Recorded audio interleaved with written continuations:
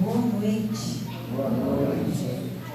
Talvez a gente se depare com esse tema, mal de Alzheimer, na visão espírita, e a gente fica pensando, né, por que falar de Alzheimer na casa espírita? Porque o espiritismo tem um tríplice aspecto, a ciência, a filosofia, a religião, e dentro desse tríplice aspecto, nos diz o espírito Manuel Filomeno de Miranda, que o espiritismo oferece campo de reflexão e resposta em qualquer área da humanidade.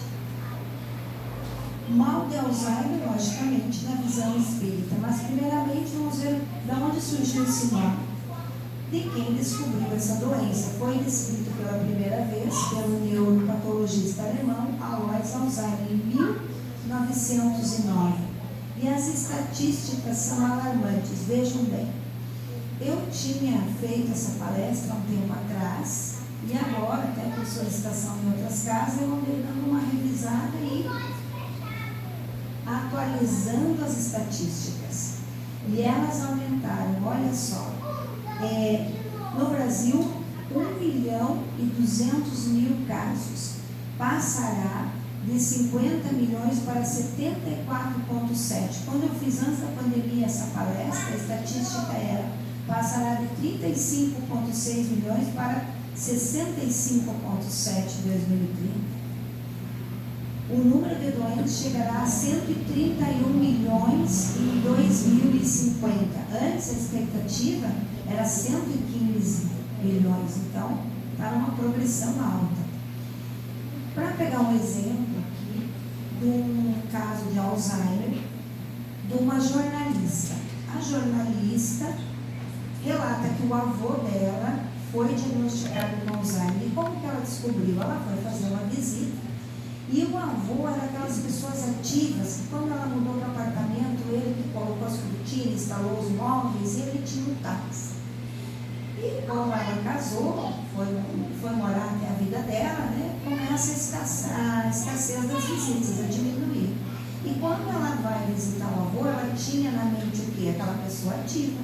E quando ela chega lá, ele está apático e a avó está apavorada, porque ele dizia o tempo inteiro que ele queria ir para casa, mas ele estava em casa. E aí eu já começo dizendo para vocês que eu fiz essa palestra primeiramente porque o meu pai teve Alzheimer e o meu sogro também. E aí a gente vai buscar orientação, né, na doutrina espírita.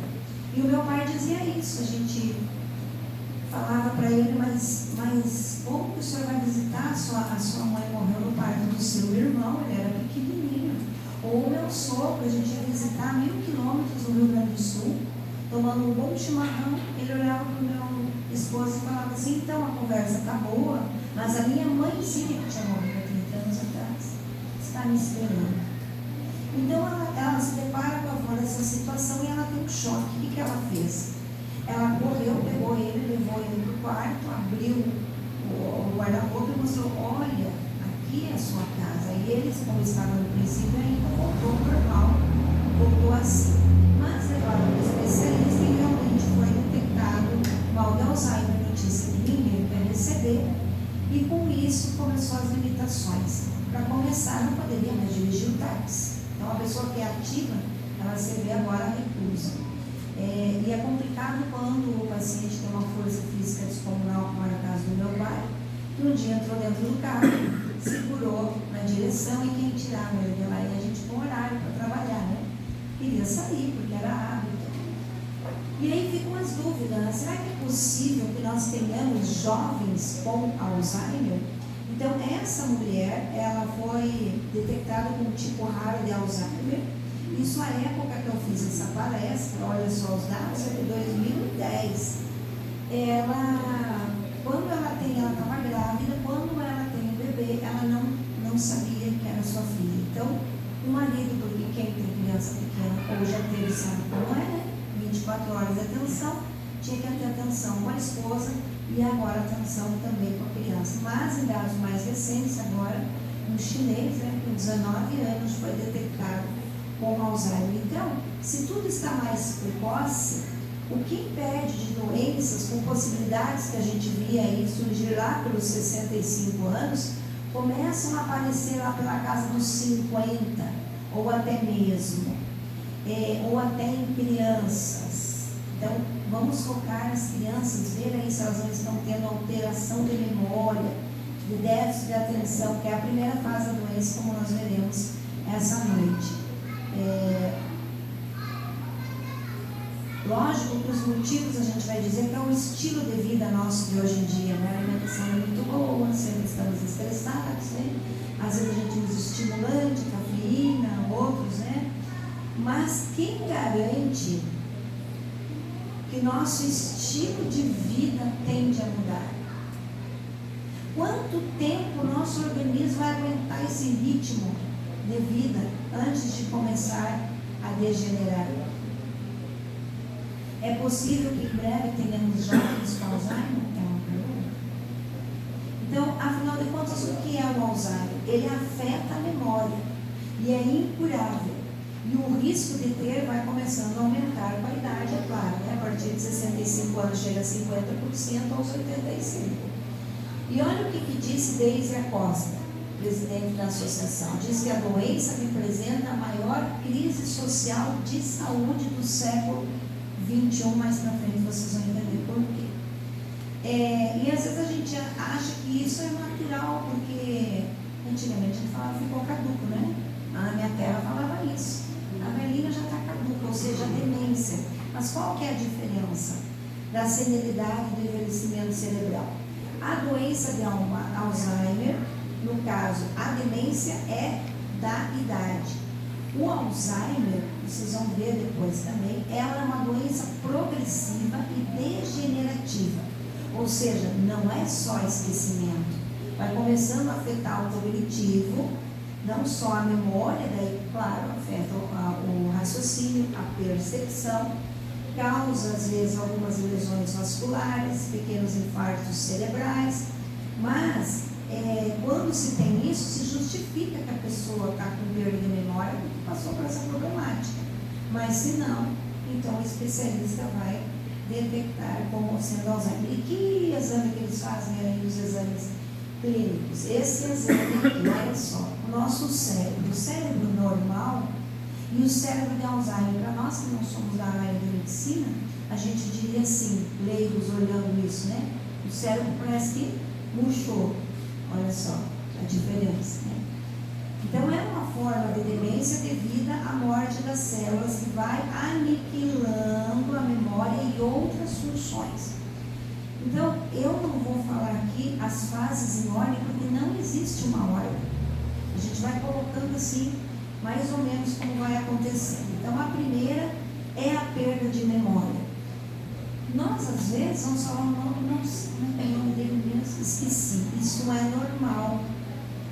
Mas só que o paciente de Alzheimer ele não consegue mais guardar os números do telefone, ele não consegue mais lembrar, porque às vezes a gente fala, nossa, eu esqueci, o nome dele era João, depois volta de novo. O paciente com Alzheimer não, mas principalmente os acontecimentos recentes, e é por isso que eles remetem coisas do passado.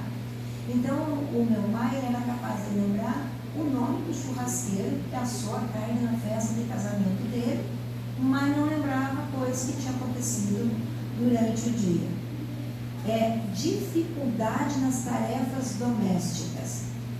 Às vezes a gente está, como falamos antes, com o nosso ritmo de vida meio estressados, né? E a gente vai preparar o almoço aqui domingo, puxa vida, queimou lá o franguinho, né? Que estava assando. Isso até é normal na nossa correria. Mas eles vão ser incapazes de preparar a sua própria refeição.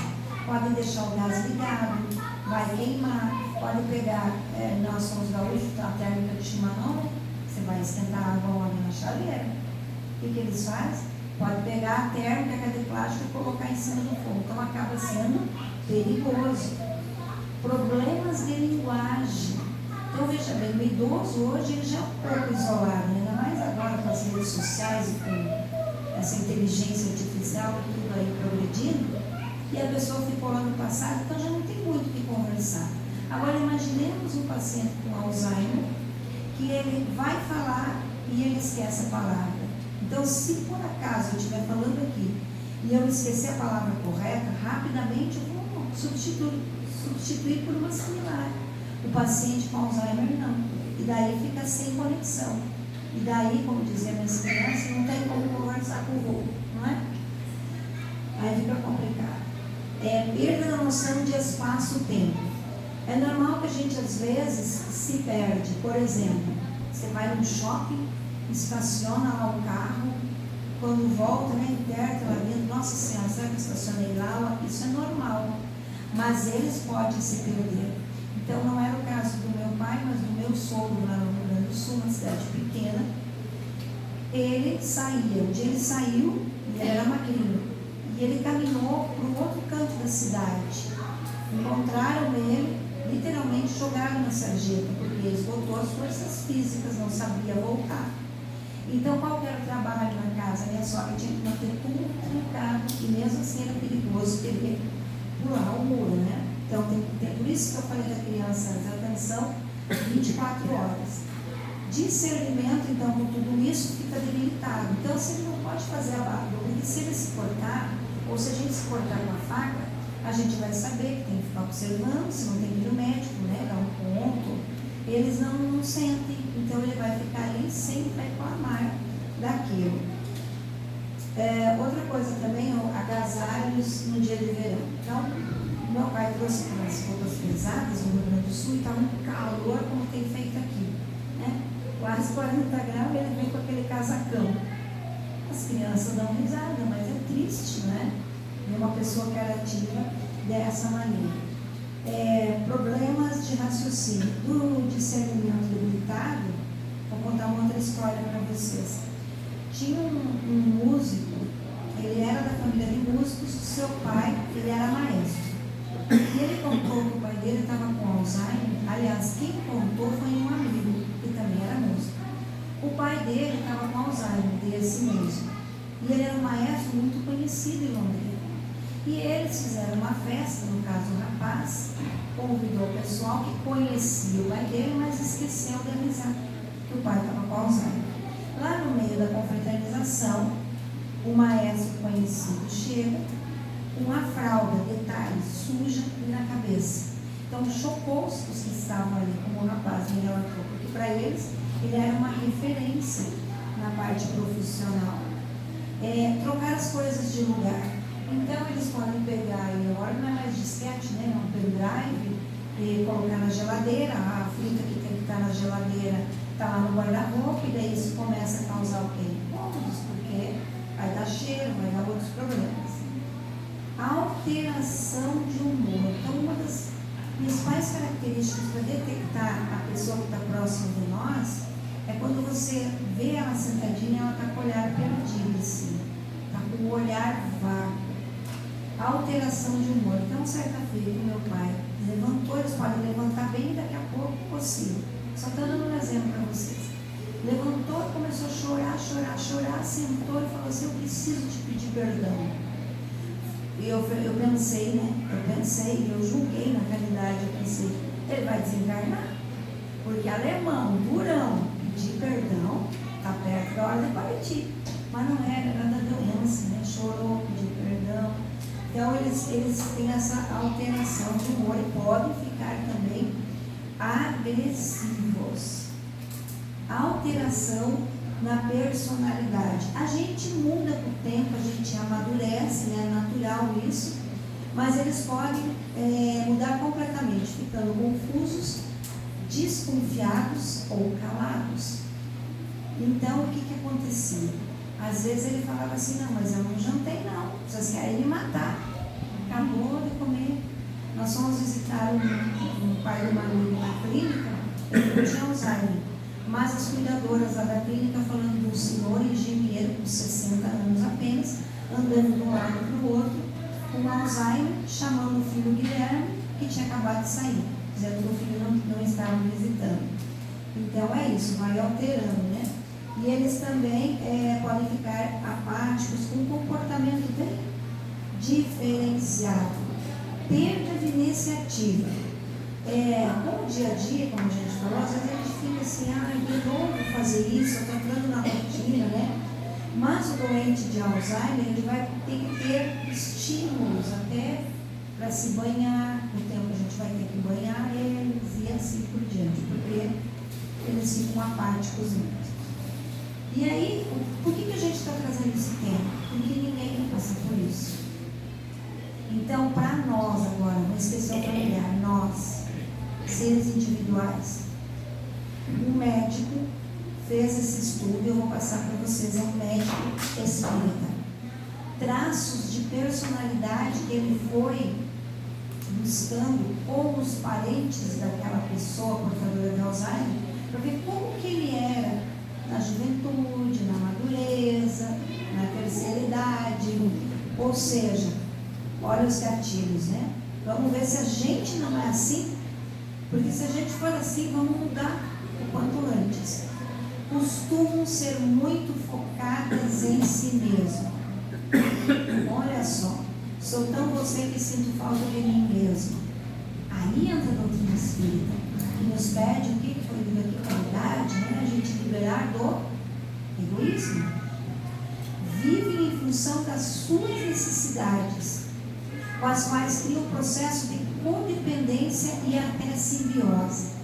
Então é aquele lá no sul assim, não estou falando aqui do Paraná que eu não conheço, mas lá no sul a pessoa ficou idosa, de repente o neto aproxima-se só porque o avô tem uma poupuda e aposentadoria. Ou seja, há uma troca, não há o amor verdadeiro e acaba tendo essa simbiose. Seus objetivos de vida são limitados em se tratando de evolução. Ora, quem quer evoluir tem que liberar-se do egoísmo. São de poucos amigos, nem todos, é um quadro que ele colocou, né? No caso do meu sogro não era, mas o meu pai era. Então a gente vai identificando. Gostam de viver isoladas, não tem nada, gostam de viver isoladas, são conservadoras até o limite, então não ousam mudar. Pensa bem, a pessoa se aposentou, mas eu sou acostumada a acordar às 7 horas, não sai da caixinha, não sai da rotina. Então ele tem que acordar às 7, ele tem que tomar o café da manhã às 7h30, cuidado com isso, muito rígido.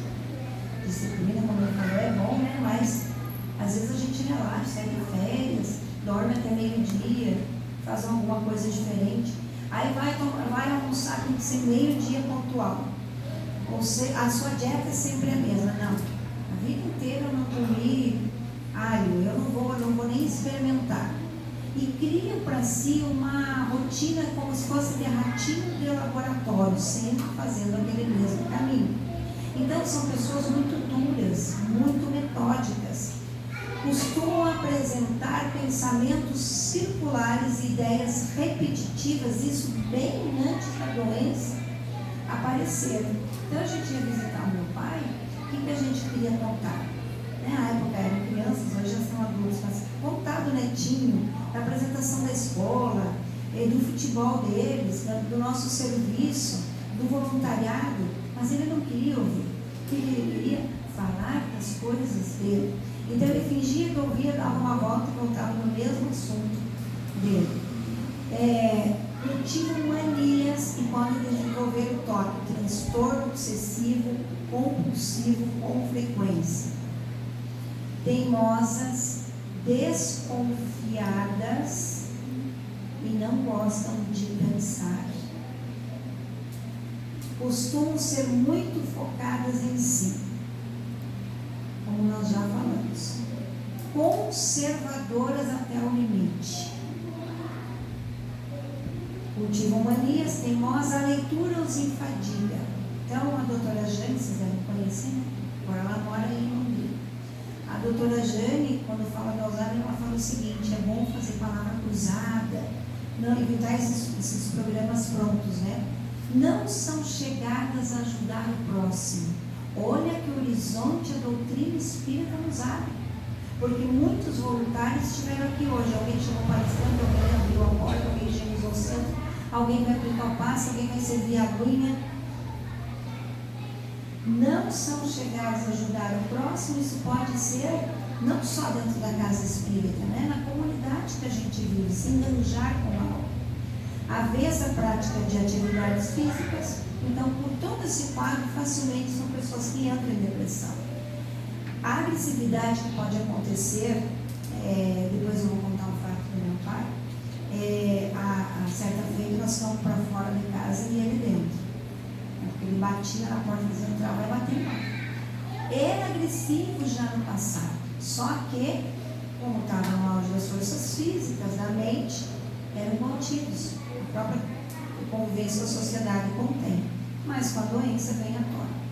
Lidam mal com as frustrações que tentam camuflar, não se engajam no que falamos, apresentam distúrbios da sexualidade, bloqueadas na afetividade, tem dificuldade de manifestar carinho. Então, a coisa mais rara era pegar um neto no colo, fazer um carinho. Então, quais são os gatilhos, será, que costumam desencadear o processo? Então, a pessoa foi levando essa vida assim. Ela vai chegar na idade mais avançada. Qual é o gatilho? Quem mais tem probabilidade? As pessoas, como falamos, que se aposentam, para com todas as atividades, não se engaja em nada, fica só na frente da TV com aqueles programas prontos, né? Não raciocina, não gosta de pensar, mas aí a gente já vai entrar dentro da doutrina espírita. Alzheimer e mediunidade. O que acontece quando a gente reencarna? A criança, até os 7 anos, não tem aqueles amiguinhos imaginários?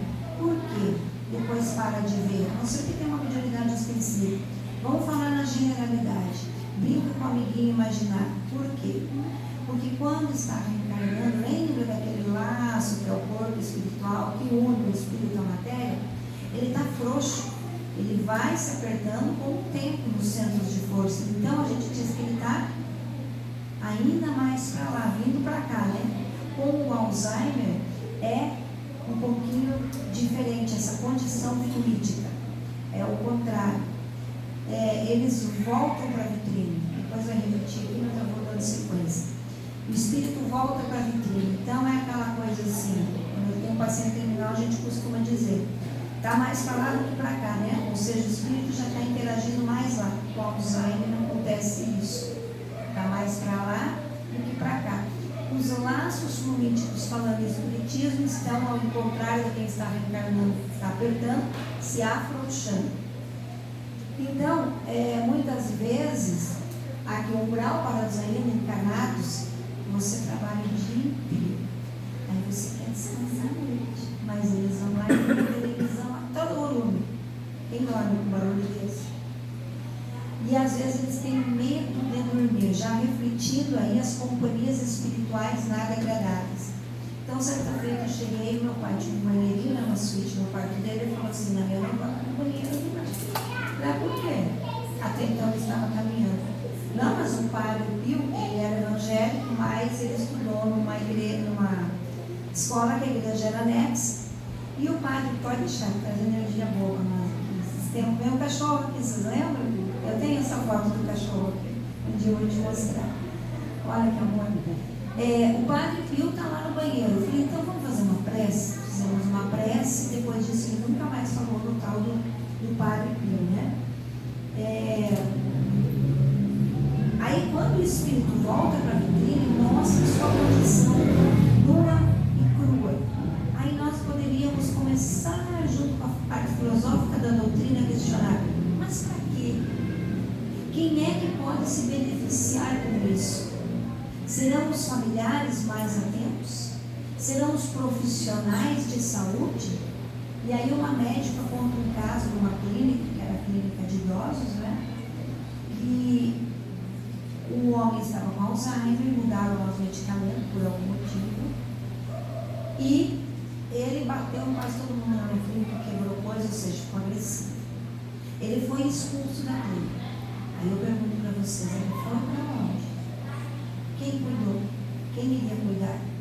Então, será que por cuidador, aqui quando a gente fala cuidador, a gente, como no nosso caso, que não tinha condições de contratar alguém, essa mão de obra é cara e merece realmente ganhar bem, não é uma tarefa fácil, mas você geralmente tem que ter 3 cuidadores ou 4, porque daí tem o turno da manhã, da tarde e da noite. E tem as folgas, os finais de semana e as folgas, né? O cuidador é sempre aquele que cuida, tanto faz ser o profissional ou o familiar. Será que para o cuidador de Alzheimer, o Alzheimer é diferente do rico e do pobre? O que se vê? O pobre é a família que cuida, o rico interno.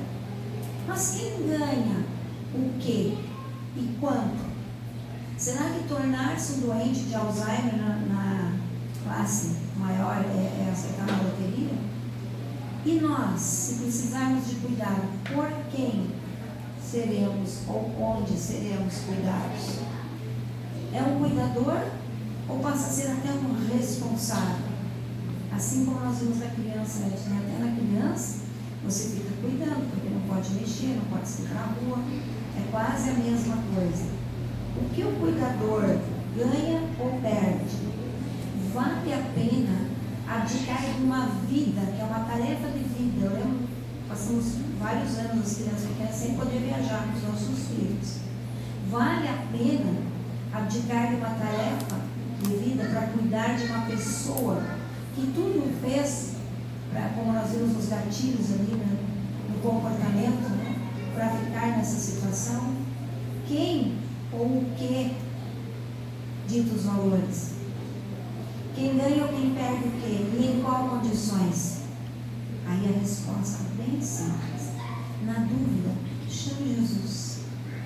Ele vai explicar muito bem. Então, o problema agora da obsessão no Alzheimer. Nós vamos citar aqui o transtorno psiquiátricos obsessivos do Divaldo Franco e do espírito Manuel Filomeno Miranda. Quem obsedia quem?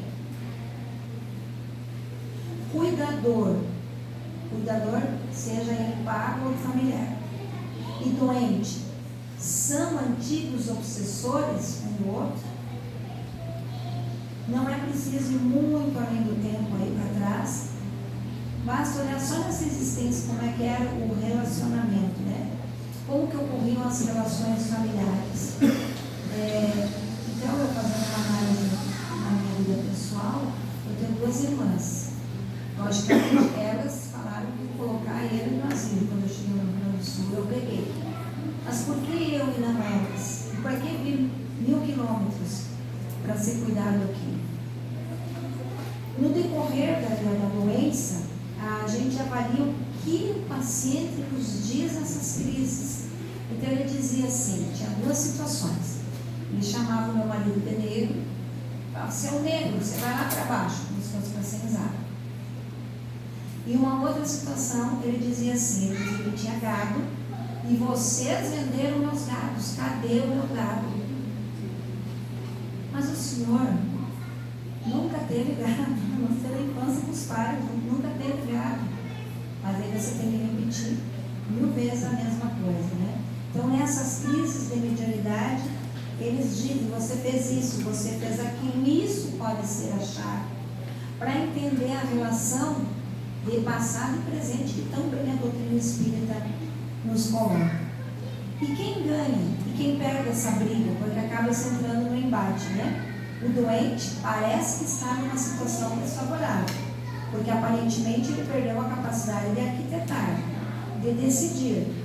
Mas, quem sabe ele não abriu mão disso para se tornar instrumento da espiritualidade que ali está. E daí, como eu contei esse fato para vocês, o Padre Pio, do gado, eu vou contar um fato positivo, porque o instrumento ele pode ser usado para o bem e para o mal. Certa feita ele levantou e falou o seguinte, minha mãe veio me visitar, como eu disse para vocês, a mãe dele morreu, ele tinha aqui, sempre tive 3 aninhos, era pequenininho, 3, 4 aninhos. Minha mãe veio me visitar, pensei, pirou de vez, novamente o julgamento. Ele, doidou de vez, a mãe dele veio visitar ele. Sim, ela veio me visitar, ela está morando lá na Estrela d'Alva. Eu falei, sabe o que aconteceu? Não deu um mês. Antigamente a gente recebia mensagem por e-mail, hoje em dia é no Zap. Eu recebi, inclusive eu fiz uma palestra sobre isso. As moradas dos espíritos, as colônias espirituais, né? como tem o Céu Azul da Célia, como tem o Nosso Lar, Alvorada Nova, Colônia, Estrela d'Alva, sou do Rio Grande do Sul. Olha como a gente julga rápido. Realmente a mãe dele tinha vindo visitar. Então eles passam a falar o que os desencarnados falam, eles acabam sendo instrumentos, né? Médios realmente. Agora, já pensou se eu, meu esposo, ele é um trio? Tá? Aí nós reencarnamos, mas será que aqueles que nós prejudicamos vão ficar no plano espiritual? E aí se aproxima para azucrinar a vida daquela família? Então, primeira dica, paciente de Alzheimer, nome na reunião, mediúnico, principalmente se estiver agressivo. Olha aí, Divaldo Franco. Sem dúvida, trata-se de um veículo expiatório para o paciente e o grupo familiar. Embora a gravidade que se reveste essa degenerescência, adversários desencarnados pioram o quadro, afligindo a vítima de tormento, processo de agressão espírito a espírito, em razão do paciente estar parcialmente mais para lá, na desdobramento, pela impossibilidade de utilizar o cérebro, então alucinando pelo medo que alcançasse as bases do terror. Bom, quando ele desencarnou, até comentei com o Astolfo lá, quem conhece o Astolfo lá no Rio, na época, meu pai desencarnou em 2013, em agosto. A gente, desde que ia no Rio Grande do Sul, colocava o nome dele nas reuniões mediúnicas. Muitos irmãos foram para o histórico dele mesmo, foram se encaminhando, né? E aí também, aqui em Londrina, a mesma coisa. Aí quando ele desencarnou, eu não costumo ter vivência. É muito raro, às vezes acontece, mas é muito raro. O que aconteceu? Naquele dia, ele foi em casa, inclusive, numa sexta-feira nós tínhamos trabalho no centro, né, Cláudio? Esse trabalho era sextas, mas aí eu estava me arrumando para ir para o centro espírita. E aí ele desencarnou. E o que eu vi? Eu vi um círculo de irmãos levando ele no colo. Olha só, uma doutrina espírita, os ferramentas que a gente tem ajuda. Quem não assistiu esse filme, Deus Está Morto, tem 1 e o 2, alguém assistiu? Você viu a hora que ela tinha Alzheimer, né? Só um trechinho, senão eu vou contar o filme, deve ter graça. E o filho era cientista, não queria saber de Deus de nada. E ele xingava ela, enfim. Chegou um dia, perto dela, começou a falar uns negócios, e ela teve uns minutos de lucidez. E aí foi, veio da espiritualidade superior, fala coisas para ele que ele ficou pasmo, como que ela naquela situação fala isso. Então os filmes às vezes nos alertam para essas questões. Será que é uma doença silenciosa? Nem tanto. Desde a infância, olha só a importância de cuidar dos nossos filhos.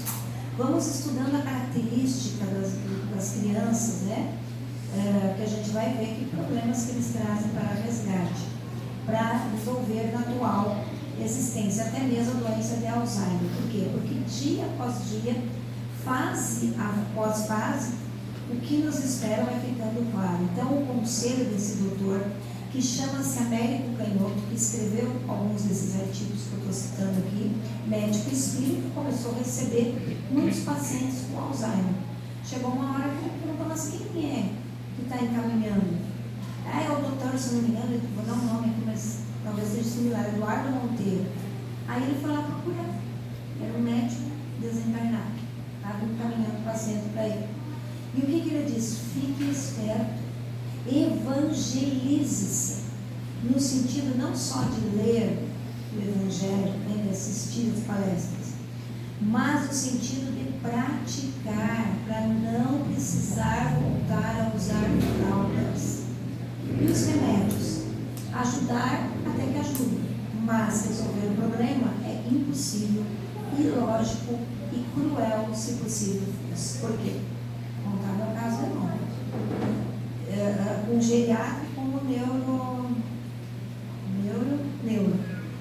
Aí deram a receita, fui tentar pegar, não consegui pegar. Só que o médico geriátrico falou: se você quer dar um medicamento, você dá, mas não vai resolver, é só para a sociedade ver. Ou seja, disseram que era para a igreja ver. E não por acaso, agora em outubro, quando eu fui para Maceió, tinha um médico do meu lado. Como que eu descobri? Curiosa, né? Ele estava lá com o notebook dele, era tudo em inglês, mas eu vi os negócios desse ano, ele está estudando Alzheimer, eu vou ter que perguntar. Eu perguntei para ele. Ele falou, eu estou lendo aqui sobre Alzheimer, ele falou.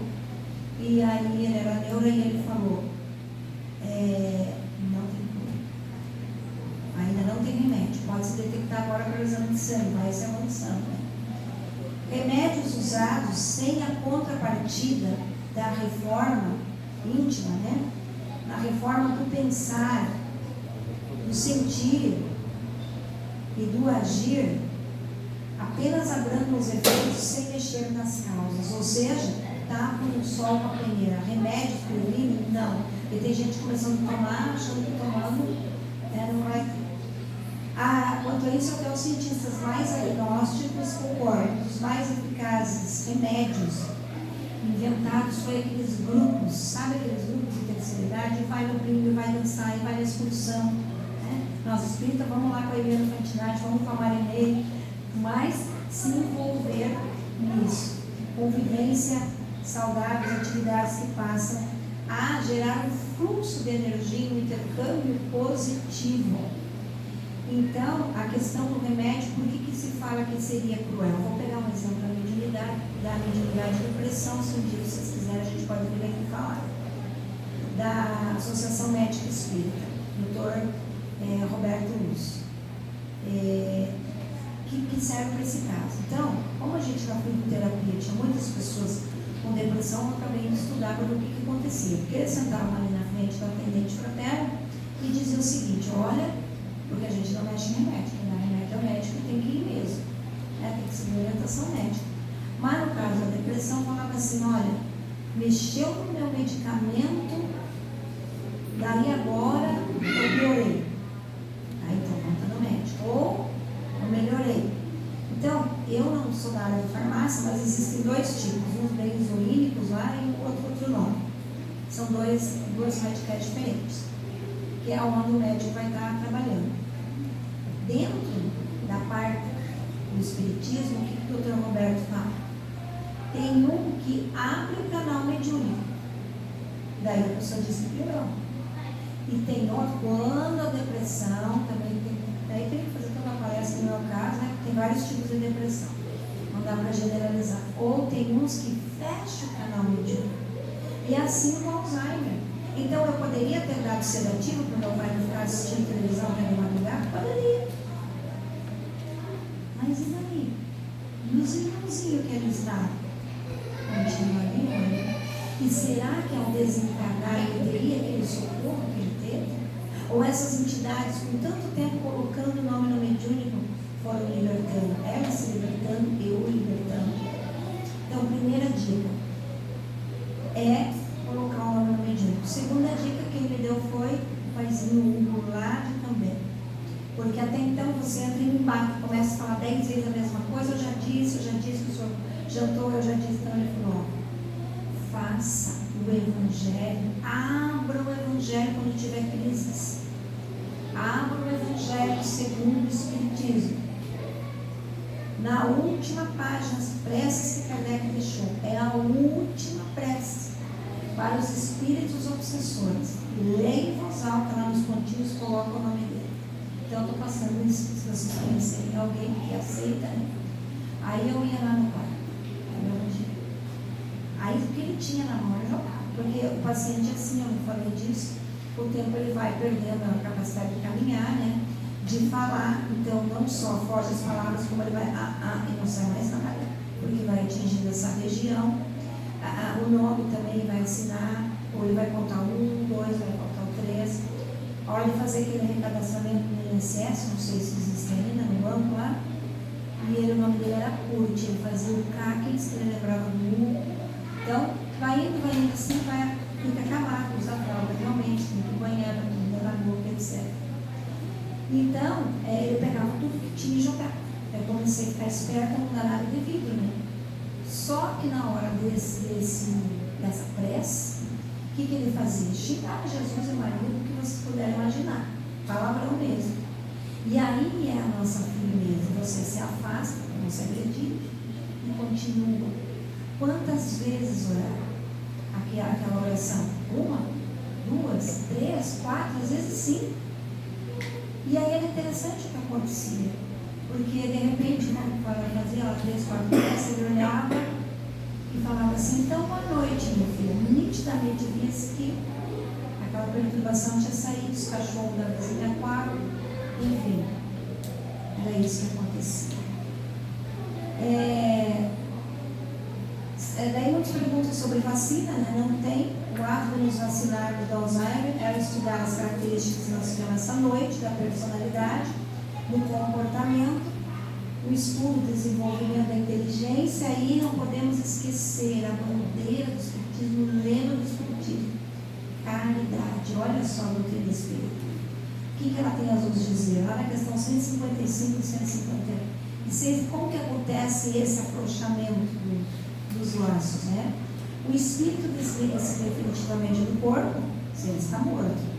Não é o desligamento que causa a morte do corpo, ou seja, tem que ter uma ruptura, e a gente sabe que essa ruptura começa nos pés, o desligamento dos chakras, né? Tanto é que começa a ficar arroxado, né? No caso do Alzheimer, o cérebro já está deteriorado, o espírito não comanda mais o cérebro e praticamente está com a vida orgânica e a alma, como dissemos antes, está mais para lá do que para cá, mas não aconteceu a desencarnação porque não houve a ruptura. A gente poderia argumentar que o corpo não poderia viver sem alma, o que não é bem verdade. A gente vê nesses casos de EQM, né? Tem só aquele laço, a pessoa foi, aí ela volta e conta: eu encontrei parente, eu vi um túnel, eu vi luz, quer dizer, ela ainda está ligada por um tema fio. Então, o espírito desliga-se definitivamente do corpo, que está morto, mas não é o desligamento do espírito, nesse caso aí, que promove a morte. Está falando nesse desligamento não completo, tá, gente? Nesse parcial que a gente está falando do afrouxamento. Há uma ligação, uma ligação tênue entre o espírito e o corpo de uma pessoa com Alzheimer. Mas não é definitivo. O que quer dizer, resumindo tudo isso daqui? Que ele não comanda, ele não conecta, mas o cérebro não obedece. Porque quem passa a ordem do nosso cérebro? Quem é inteligente? O cérebro é material. Quem é inteligente? O espírito, que passa o comando. Nesse caso, ele não consegue conectar mais. E será que ele está sofrendo? A gente fica pensando, né? Olha só, vai depender da evolução da pessoa no estágio da demência. Então, se a gente pegar o livro Entrevista com os Espíritos do Antônio Carlos, é uma capinha verde, ele tem vários assuntos, e numa delas ele entrevista 3 espíritos desencarnados, que desencarnaram não vitimados do Alzheimer, porque o Alzheimer não leva à morte. Geralmente eles vão morrer de pneumonia, de alguma outra complicação, como aquele homem lá com 60 anos que eu falei, ele tinha corpo físico perfeito, pressão, tudo normal, então demora um tempo mais. Mas o Antônio Carlos, ele entrevista 3 espíritos. E é o que acontece aqui no nosso nível evolutivo. Se a gente pegar dentro da nossa doutrina espírita, nós tivemos, tem aí, né, a Célia Xavier, que está com Alzheimer, com essa obra grandiosa que ela fez, que ela se dedicou ao próximo.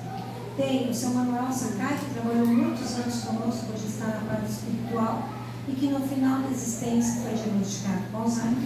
Tem o seu Pedro Romero, tem alguns casos. Então a gente não vai julgar dentro do que a gente viu aqui da caridade, porque a gente sabe que são pessoas que se dedicaram até o último minuto. Mas aí entra ali nas provações que nós vimos antes, e que o próprio Divaldo colocou. E ele entrevista pessoas assim, que estão completamente recuperadas no plano espiritual. Depois tem aqueles que reencarnam e dizem assim: ah, eu não fiz o mal, mas também não fiz o bem, aquele morno, né? Que também demora um pouquinho, mas se recupera no plano espiritual. E há aqueles outros muito comprometidos. Então é interessante essa entrevista dele. Então, o que é o grande sofrimento da doença? O paciente não está sofrendo. A não ser, como a gente colocou ali o avô da moça, na repórter, da jornalista, que ele estava com aqueles lapsos assim no início, a pessoa percebe que ela foi esquecida. Com o tempo, quando avança, ele sofre uma medição, os familiares. É duro, é desesperador ver um ser humano, um ente querido, definhando, né? Desconhecer os próprios parentes. Um dia ele olhou para minha filha e quem é essa menina aí? É triste. Não reconhecer o ambiente, não ter mais coordenação, não se vestir, é um sofrimento para quem? Os familiares. E aí está. A doença de Alzheimer é uma prova extremamente difícil para os familiares. Exige tudo aquilo que a gente vê no centro ouvir, que a gente lê: resignação, paciência, amor. Por isso eu escolhi esse capítulo hoje. Foi lindo. Amai-vos uns aos outros. A certeza da imortalidade da alma é uma vantagem para nós. A gente sabe que isso vai passar e que a gente vai se reencontrar. Confiança na providência divina. E é por isso que a doutrina espírita é consoladora, porque nos dá essa certeza, porque estamos aqui, para onde vamos, porque sofremos. E aí, finalmente, cuide muito bem de seus doentes. Sabemos que não é fácil, seja qual doença for, que a gente possa amparar. As dificuldades são expostas para nós crescermos espiritualmente. Interessante que certa-feira eu fui fazer essa palestra, um grupo bem pequeno lá em Londrina, um grupo que estava começando. Até eu perguntei para o meu esposo: que palestra será que eu faço lá? Ele falou: fala do mal de Alzheimer. Eu, de novo, não nacional, né? Será? Olha como a gente duvida da intuição. E tinha poucas pessoas, mas tinha uma voluntária do centro, uma senhorinha, ela está pegada e cansada também, e chorava muito na palestra. Aí no final ela veio falar: sabe que eu tive um problema muito sério com a minha mãe.